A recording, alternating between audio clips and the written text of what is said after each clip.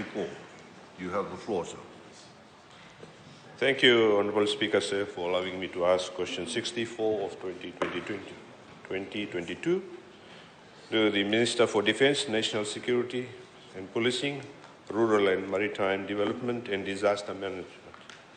Can the Minister inform Parliament how government invests in the rural areas since 2018 have improved living standards in rural and maritime communities? Thank you. I thank the honourable member and I call on the Minister for Defence, National Security and Policing, Rural and Maritime Development and Disaster Management, the Honourable Inia Seruiratu. You have the floor, sir. Thank you, Mr. Speaker, sir. I thank the Honourable George Vegnathan for this question, which I have great pleasure in presenting to this August House, how government's investment has improved the standard of living in the rural areas around Fiji, Mr. Speaker, sir. Mr. Speaker, government is committed to rural development as it is a key national priority. This is an inspiration outlined in the 20-year National Development Plan. Our commitment is built on the foundation that the development of our rural areas is a solid measure of the progress of the nation. And government is fully aware that investment, Mr. Speaker, sir, in rural infrastructure is critically important to foster Fiji's economic development and prosperity. This will also contribute to higher productivity and growth, facilitates trade and connectivity, and promotes economic inclusion. In fact, the social and economic development of rural communities is integral to the well-being of any society and the economy. The Honourable Minister for Education has touched briefly, Mr. Speaker, sir, on some of the initiatives that the Ministry of Education is covering under the allocation. But I will speak specifically on a few areas, mainly rural water, rural electrification, rural infrastructure, and of course a few of the programs that is allocated to the Ministry for Rural Development. Mr. Speaker, sir, government provides allocation to various government ministries to implement capital projects and services. In recent years, we have witnessed substantial government investment in the development of rural infrastructure, provision of education and health services, rural electrification, access to water, income-generating opportunities, better communication, and transportation infrastructure.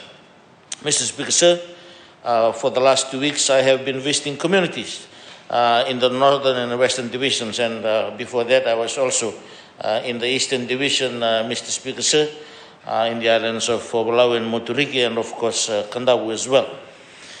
And we were commissioning some of the government-funded projects that were implemented by my ministry.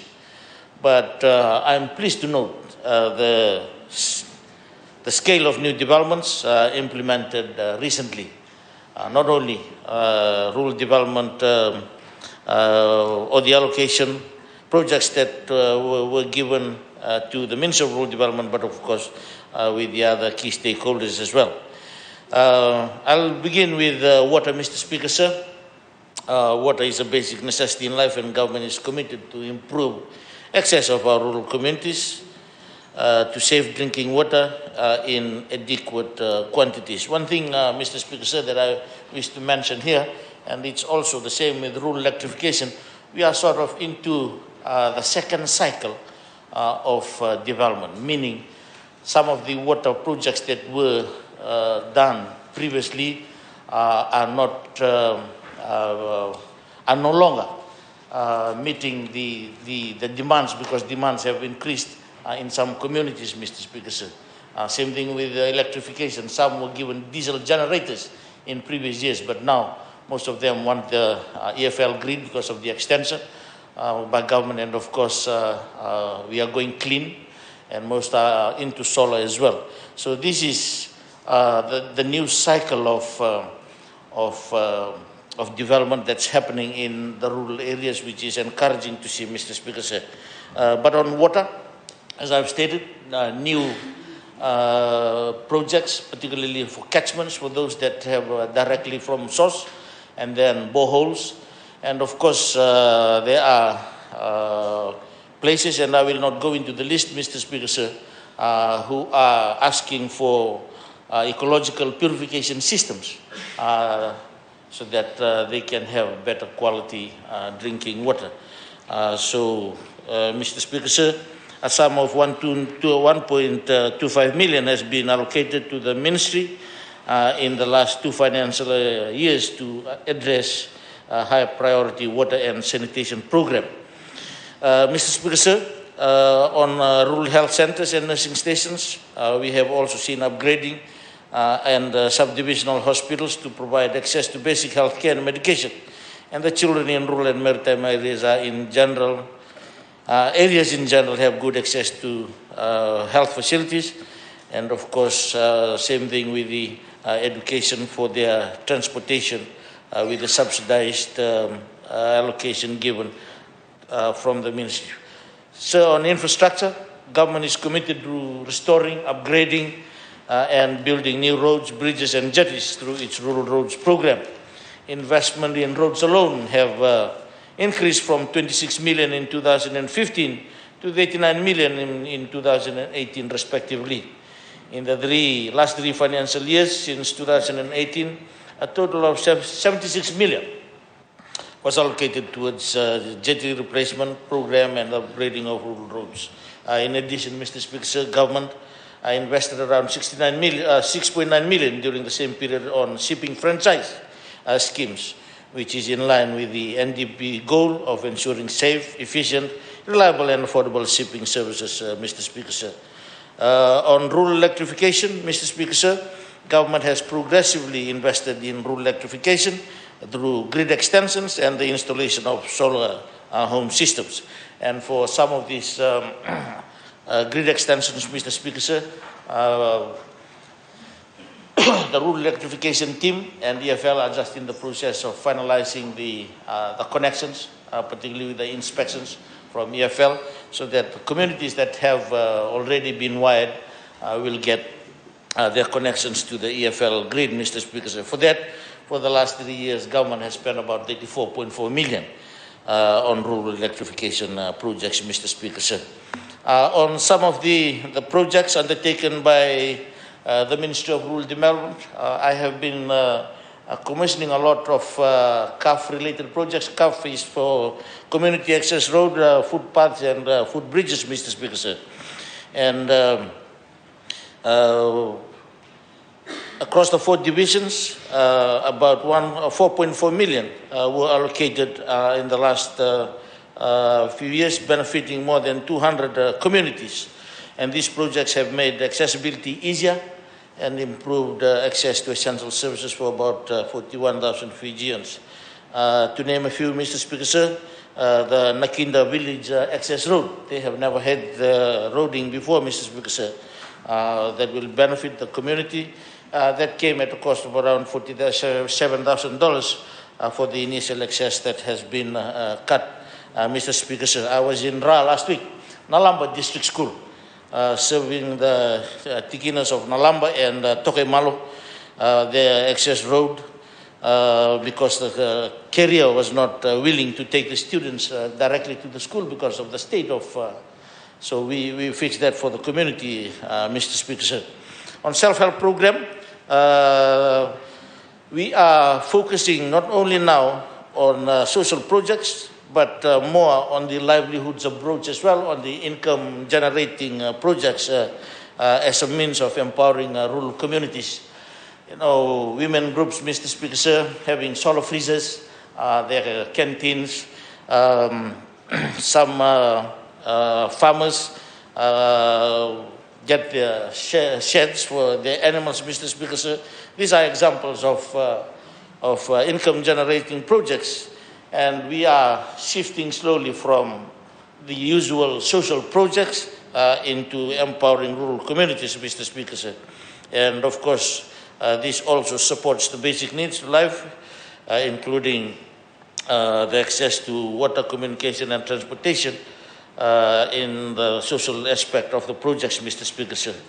On government's major investments, Mr. Speaker, sir, I have highlighted a few.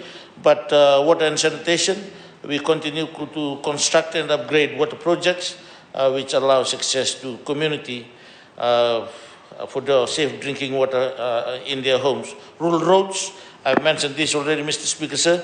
It underpins the ability for the communities to access services such as health, education, and water, and so forth. And of course, the franchise shipping services as well, Mr. Speaker, sir. May I also add that government, in terms of its decentralization and empowerment and taking services closer to the rural people, we have also constructed DO or government stations in some of the areas, particularly the services of the DOs and assistant DOs, Mr. Speaker, sir. To name a few, in the West, we are just in the process of completing Namarai in Ra, and hopefully that facility will be commissioned soon. Same thing in the North, Mr. Speaker, sir, that's for the West. In the North, Kumbulau in Bua is operating. Likewise, Lekutu in Bua as well, and there is a new DO station now in Wenkoro in Maduata. In the Eastern Division, Mr. Speaker, sir, Nassau in Koro, Garani in Ngau, and of course, Kavala in Kandang.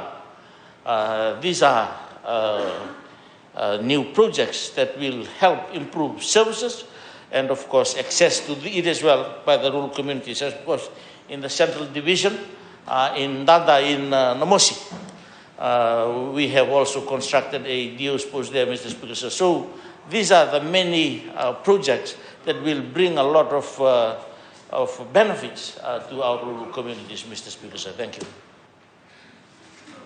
I thank the Honourable Minister. Lord. I give the floor to the Honourable Osi Kurindrani. You have the floor.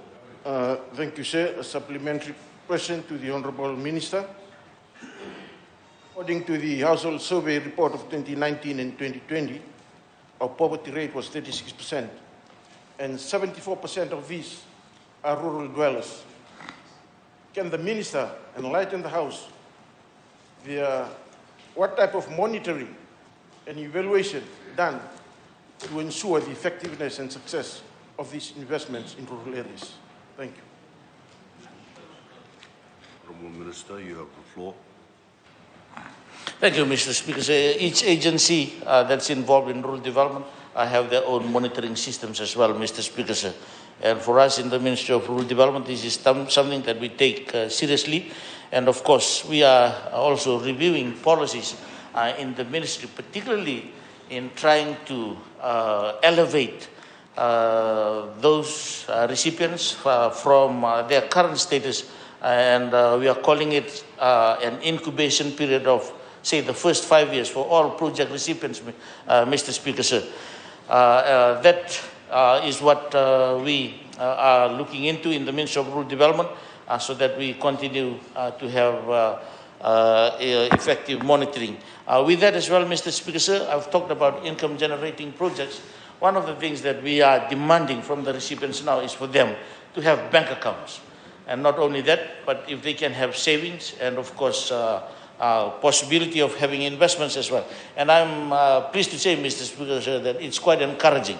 Even in some of the projects, when it comes to monitoring, particularly those by IHRDP, some projects, they have issues, probably with previous management. But the good thing is they still have money in their savings account. So I wish to assure this August House, August Parliament, sorry, that we take monitoring seriously, and of course it will show its impact definitely in the years to come. Thank you, Mr. Speaker. Thank you. Honourable Piotikandondo, you have the floor. Yes, thank you, Honourable Speaker. I thank the Honourable Minister for the answers that he gave for the substantive question.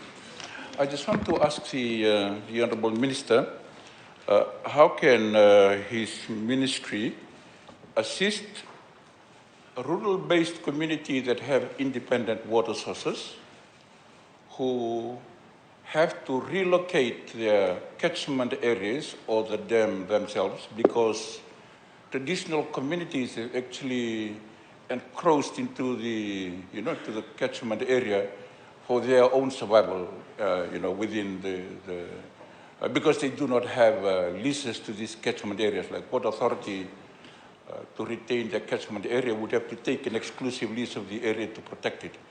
But rural communities use the same land for their own survival. Therefore, sometimes it becomes untenable. So how can they, what kind of assistance can you offer them? I know there's a whole lot of communities where the catchment areas have actually been, intruded into. So how can you, perhaps some funding, or how can your minister help in that regard for these communities? Thank you, Honourable Speaker. Honourable Minister, you have the floor. Thank you, Mr. Speaker, sir. First, we also have the rural water component with the Ministry of Infrastructure, Mr. Speaker, sir. And rural communities are advised if they can have their local water committees to look into their issues.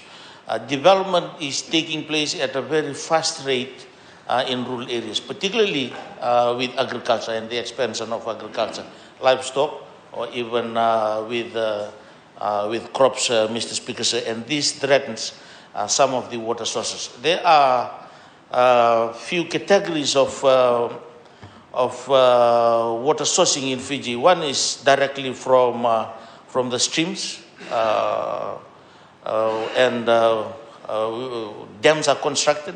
And of course, these are the communities that probably the honourable member is referring to. For these communities, I have talked about ensuring that they have quality drinking water because it's coming directly from the source. It goes directly into the tap as well. So that's where the ecological purification system comes into. For those that, and there's a lot of these cases all over Fiji, Mr. Speaker, sir. The first thing that government does, whether it's the Ministry of Infrastructure through the rural water team or in the consultations with the Ministry of Rural Development, the first thing is to identify an alternative source within the area. Because particularly when the landowners are involved, we have to have the consent as well, ensuring that all the requirements are met before government can put the infrastructure in place. So the first option will always be, sir, for an alternative source. And that alternative source must not only serve the needs now, but one thing that learning from the past as well, based on the trend in the rural communities as well, population particularly, and I must here acknowledge all the Turanganikoros and the Matanitikinas, because right now in the Ministry of Rural Development, working together with Ito KFS, we have the profile of almost every village in Fiji. Their water source, type of houses, whether they have what type of energy is provided to the village, and their sanitation issues. It's a big improvement from where we started off. So when we have this information, we are able to plan in advance on the requirements of the area. And one thing that government is seriously looking into now, Mr. Speaker, sir, is not only this specific community, but the wider area. For example, I've talked a lot about Namara and Verata. They have water issues, and the water authority piping is way quite a distance away, and we are not even sure when we'll. So we are now working together with water authority to identify a source that not only will cater for Naimborabor or Tomburingyo, but it's the wider community, Mr. Speaker, so that it's a strategic approach rather than just reacting to the needs of one community only. So this is one thing that we're doing. Otherwise, borehole is the other alternative, or rainwater harvesting. Those are the two other alternatives that we have for these communities. So direct source from the dams or boreholes or rainwater harvesting. And rainwater harvesting is vulnerable as well because dependent on the weather. But because it's Telebu, no problems. I thank the Honourable Minister. Honourable members, we'll move on to the